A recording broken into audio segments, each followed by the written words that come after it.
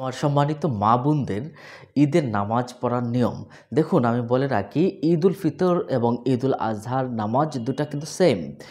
একই রকমভাবেই ঈদ উল ফিতর এবং ঈদ উল আজহার নামাজ পড়তে হয়। এখন প্রশ্ন হলো, সম্মানিত মা বোনেরা কি ঈদগাহে গিয়ে নামাজ আদায় করবে কি না? এই বিষয়ে আমাদের ফিকহে হানাফিয়া কি বলে?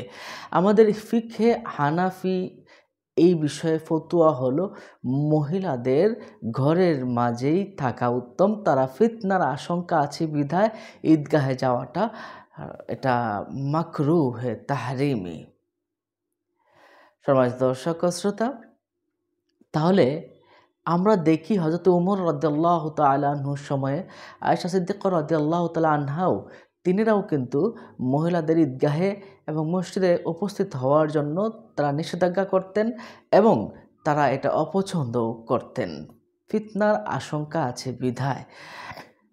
একান্তই যেখানে ফিতনার আশঙ্কা থাকবে না সেখানেই কেবলমাত্র আপনি ঈদের নামাজ ঈদগাহে পড়তে পারবেন। তবে সেটাও কতটুকু যুক্তিযুক্ত হবে সেটা পরিস্থিতি নির্ধারণ করে দিবে। সম্মানিত দর্শক ও শ্রোতা, যদি নামাজ পড়তে চান কি করে পড়বেন? প্রথমেই আপনাকে নিয়ত করে নিতে হবে। নিয়তটা হলো, আমি ঈদ উল ফিতরের ২ রাকাত নামাজ ৬ তাকবীরের সাথে এই ইমামের পিছনে কিবলামুখী হয়ে আদায় করছি। আল্লাহু আকবার। আপনারা বুকের উপরে হাত বাঁধবেন। বুকের উপরে হাত বাঁধার পরে আপনি কি করবেন? সানা পড়বেন, সুবহানাকাল্লাহুম্মা বিহামদিকা ওয়া তাবারাকা ইসমুকা ওয়া তাআলা জাদ্দুকা ওয়া লা ইলাহা গায়রুক। অতঃপর আপনি ইমাম সাহেবের পিছনে যদি থাকেন, মনে রাখবেন মহিলা ইমাম কিন্তু নামাজ পড়লে হবে না, পুরুষের ইমামের পেছনেই নামাজ পড়তে হবে। এটাই ফিকহে হানাফিয়ার মত। আপনি যখন তাকবীর তাহরিমা বাঁধলেন, অতিরিক্ত ৩টা তাকবীর আপনাকে দিতে হবে। আল্লাহু আকবার, আল্লাহু আকবার, আল্লাহু আকবার। এই ৩য় তাকবীরের সময় আপনি হাত বাঁধবেন। আর আল্লাহু আকবার বলার সময় আপনার হাতটা কান বরাবর উঠবে না, আপনার বুক বরাবর আপনার হাতটা উঠাবেন মহিলাদের ক্ষেত্রে। সম্মানিত দর্শক ও শ্রোতা, অতঃপর সূরা ফাতিহা পড়বে। সূরা ফাতিহা পড়ার পরে যে কোনো একটা সূরা মিলাবে। মিলানোর পরে এরপরে রুকু, সিজদা, এরপরে ২ সিজদার পরে আবার দাঁড়াবে। দাঁড়ানোর পরে আবার সূরা ফাতিহা পাঠ করবে। সূরা ফাতিহার পরে একটা সূরা মিলাবে। একটা সূরা মিলানোর পরে এবার অতিরিক্ত ৩টা তাকবীর দিতে হবে। আল্লাহু আকবার, হাত ছেড়ে দিবেন।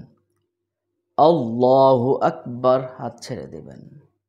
আল্লাহু আকবার। ৩টা তাকবীর হয়ে গেল। এবার ৪র্থ তাকবীরে আপনি রুকুতে চলে যাবেন। আল্লাহু আকবার বলে আপনি রুকুতে চলে যাবেন। রুকুতে যাওয়ার পর আপনি যথারীতি রুকু সেজদা করলেন, তাশাহুদ করলেন, বৈঠক করলেন। বৈঠকের পরে আপনি সালাম ফিরাবেন। ফেরানোর পরে আপনি খুতবা শুনবেন। অবশ্যই খুতবা শোনা এটা ওয়াজিব। মহিলাদের বিষয়ে রাসূল সাল্লাল্লাহু আলাইহি সাল্লাম কিন্তু ইরশাদ করেছেন, মহিলাদের ঘরে নামাজ, ঈদগাহে অপেক্ষা মসজিদ অপেক্ষা ঘরে নামাজ পড়া উত্তম। ঘরের অপেক্ষা ঘরের কোন নামাজ পড়া উত্তম। ঘরের কোন অপেক্ষা ঘরের আরও কুঠরি যদি থাকে সেখানে নামাজ পড়া উত্তম। সুবহানাল্লাহ ওয়া বিহামদিহি। আবু দাউদ শরীফের এই হাদিস শরীফে, আবু দাউদ শরীফ ৫৭০ নম্বর হাদিস শরীফে কিন্তু এই বিষয়টা এসেছে, সহিহ হাদিস। সুতরাং মহিলাদেরকে পর্দা প্রশিদার সাথে থাকাটাই যুক্তিযুক্ত। সম্মানিত দর্শক ও শ্রোতা, ঈদের চাঁদ দেখার পরপর থেকে কিন্তু আপনি নামাজ আদায় পর্যন্ত আপনি এটা পড়তে থাকবেন, এই তাকবীর পড়তে থাকবেন। আল্লাহু আকবার, আল্লাহু আকবার, লা ইলাহা ইল্লাল্লাহ, আল্লাহু আকবার, আল্লাহু আকবার ওয়া লিল্লাহিল হামদ। সম্মানিত দর্শক ও শ্রোতা, অন্য মুমিন মুসলমানকে জানাতে শেয়ার করে দিন। ভালো থাকুন। আসসালামু আলাইকুম ওয়া রাহমাতুল্লাহ।